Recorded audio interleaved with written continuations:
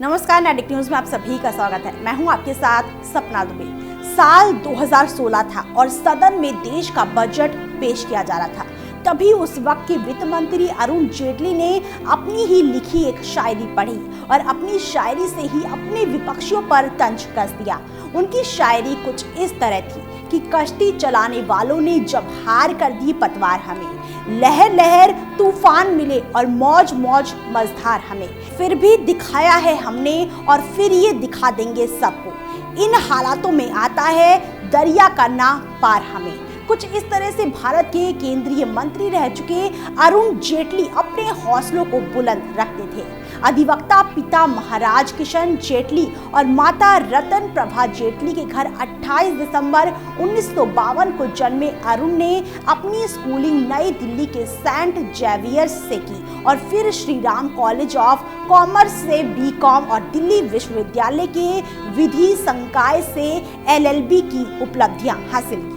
अरुण जेटली का बचपन से ही कुछ अलग करने का सपना था। वो सीए बनना चाहते थे। जेटली पढ़ने में काफी तेज छात्र हुआ करते थे। आज हम अरुण जेटली के जीवन को विस्तार से जानने की कोशिश करेंगे और ये भी जानेंगे कि जेटली का पूरा जीवन उतार चढ़ाव का सामना करता रहा और उन्होंने किन बड़ी उपलब्धियों को हासिल किया। मोदी सरकार में प्रमुख मंत्रियों में शामिल वित्त मंत्री अरुण जेटली एक कुशल राजनीतिक के साथ साथ प्रसिद्ध वकील भी थे।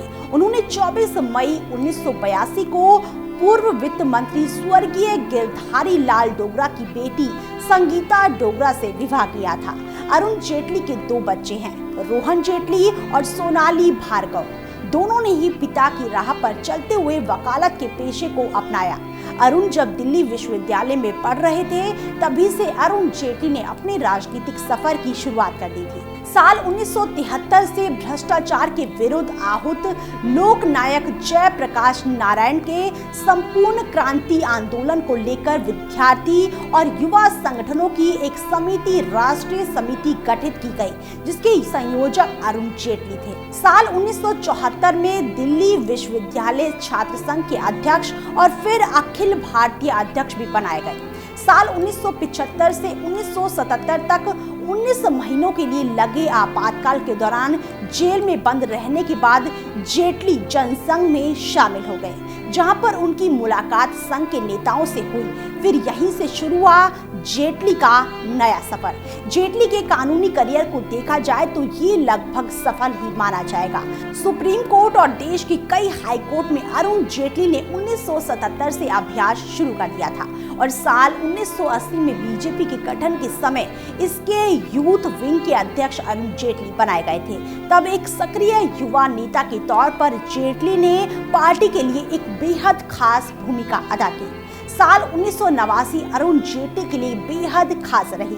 इसी साल वीपी सिंह सरकार ने अरुण जेटली को अतिरिक्त महाधिवक्ता नियुक्त किया और फिर इस दौरान जेटली ने बोफोर्स घोटाला कांड की जांच की। जनवरी 1990 में दिल्ली हाई कोर्ट ने जेटली को वरिष्ठ अधिवक्ता के रूप में नामित किया। 1989 में वीपी सिंह सरकार ने उन्हें अतिरिक्त सॉलिसिटर जनरल नियुक्त किया था।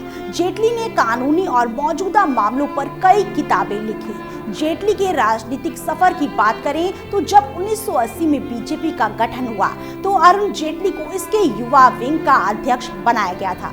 जब 1980 और 1990 के दशक में बीजेपी अटल बिहारी वाजपेयी और लाल कृष्ण आडवाणी के नेतृत्व में भारत में मुख्य धारा की राजनीतिक पार्टी बनने की हर संभव कोशिश में लगी थी, तब उस समय अरुण जेटली बीजेपी की युवा ब्रिगेड को परिपक्व राजनीतिज्ञों में बदलने की जिम्मेदारी संभाल रहे थे। 1999 में जब अटल बिहारी वाजपेयी के नेतृत्व में राष्ट्रीय जनतांत्रिक गठबंधन यानी एनडीए की सरकार बनी तो अरुण जेटली को केंद्रीय मंत्री बनाया गया।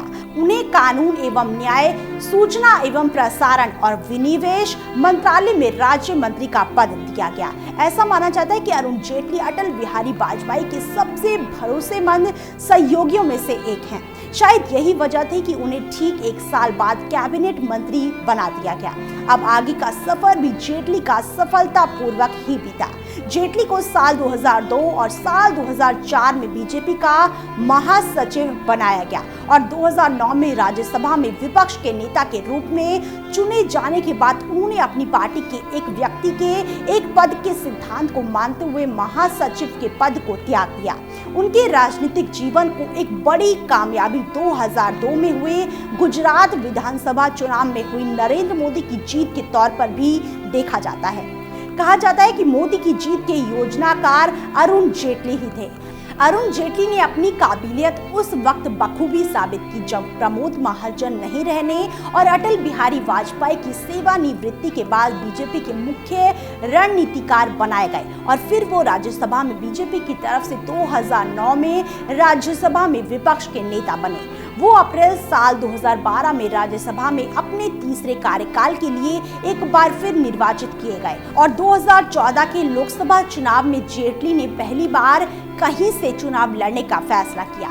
एक उम्मीदवार के तौर पर उन्होंने अमृतसर सीट से कांग्रेस नेता कैप्टन अमरिंदर सिंह के विरुद्ध चुनाव लड़ा, लेकिन यहाँ वो चूक गए और उन्हें हार हाथ लगी। अरुण जेटली बीसीसीआई के उपाध्यक्ष भी रह चुके हैं, लेकिन उन्होंने 2014 के आईपीएल स्पॉट फिक्सिंग प्रकरण के बाद अपने पद से इस्तीफा दे दिया।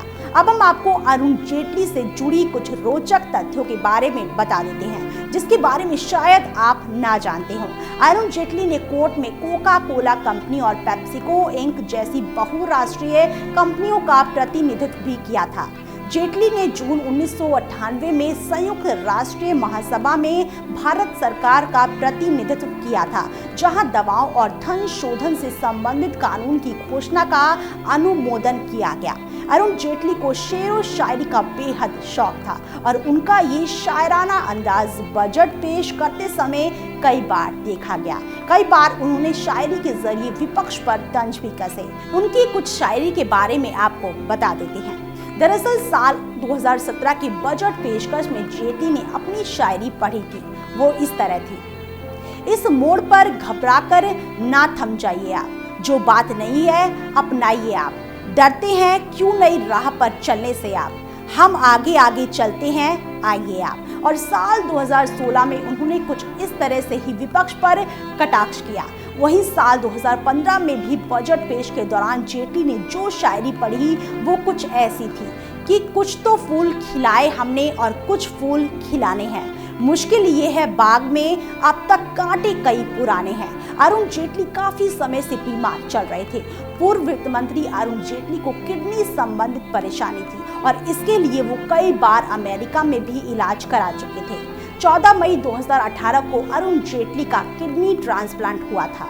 उन्हें साल 2018 के अप्रैल में एम्स में भर्ती कराया गया था, जहां वो डायलिसिस पर थे और बाद में उनका किडनी ट्रांसप्लांट किया गया। उनके बीमार रहने के दौरान वित्त मंत्रालय की अतिरिक्त जिम्मेदारी रेल मंत्री पीयूष गोयल को सौंप दी गई थी। वहीं जब उनकी सेहत में थोड़ा सुधार आया तो उन्होंने 23 अगस्त 2018 को एक बार फिर से वित्त मंत्रालय की कमान संभाल ली थी। जेटली के पूरे जीवन को देखा जाए तो करीब करीब सफल ही माना जाएगा। उनमें एक नहीं बल्कि कई विशेषताएं थी। एक सफल वकील रहे, वो एक सफल रणनीतिज्ञ और राजनीतिज्ञ रहे। आज भले ही वो हमारे साथ नहीं रहे, लेकिन उन्होंने देश को जो अपने कई योगदान दिए, जिसके लिए देश हमेशा उन्हें याद करता रहेगा। फिलहाल इतना ही। बाकी ऐसी और बड़ी खबरों के लिए वीडियो को लाइक और शेयर करने के साथ साथ चैनल को सब्सक्राइब करना ना भूलें। आप देख रहे हैं नेट्रिक न्यूज, साहस सच कहने का।